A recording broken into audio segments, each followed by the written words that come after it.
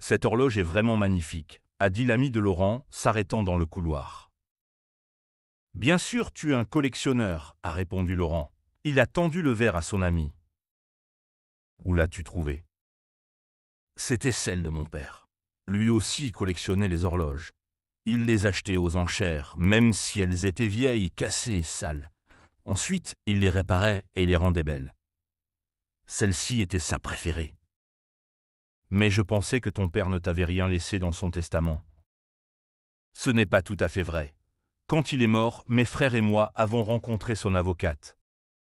30 ans plus tôt, les 3 frères se sont assis dans le bureau de l'avocate. Dites-nous juste ce qu'il nous laisse, a dit le frère aîné de Laurent.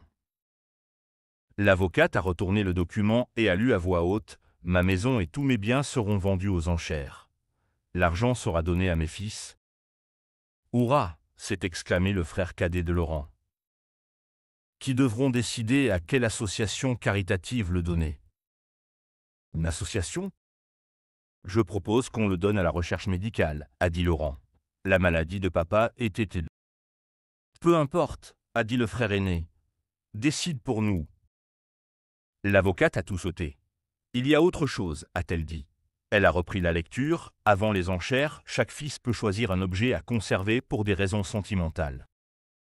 Je prends la télé, a déclaré immédiatement le frère cadet. Je suis désormais mort, a poursuivi l'avocate, mais j'ai un dernier conseil pour mes fils. Il y a... Les frères de Laurent sont sortis en courant de la pièce. Quelques secondes plus tard, il a entendu leur voiture démarrer.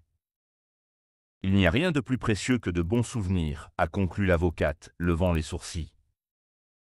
Compris tes frères, a demandé l'ami de Laurent, 30 ans plus tard. Ton frère cadet a vraiment choisi la télé? C'était une super télé. Elle était gigantesque et elle avait des enceintes de haute qualité. Peut-être que c'était sentimental pour lui. Papa adorait les films de science-fiction. Mais est-ce que mon frère en a déjà regardé un avec lui? Je ne me rappelle plus maintenant. Et ton frère aîné? La voiture de papa, il l'a accidentée 2 semaines plus tard.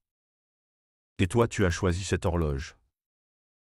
Mon père démontait des horloges, réparait chaque pièce, puis les remontait. Je l'aidais en apportant différents outils et il m'a appris comment tout fonctionnait. Nous avons travaillé sur cette horloge pendant des semaines, j'avais environ 14 ans. Ce sont de bons souvenirs. Mais, Laurent, te rends-tu compte à quel point c'était un bon choix? C'est une horloge de Ludovic Évrard Horstenbach. C'est sûrement la seule au monde en parfait état de marche. Laurent, tu pourrais la vendre pour des millions. Je sais. Quelqu'un d'autre me l'a aussi dit il y a environ 26 ans.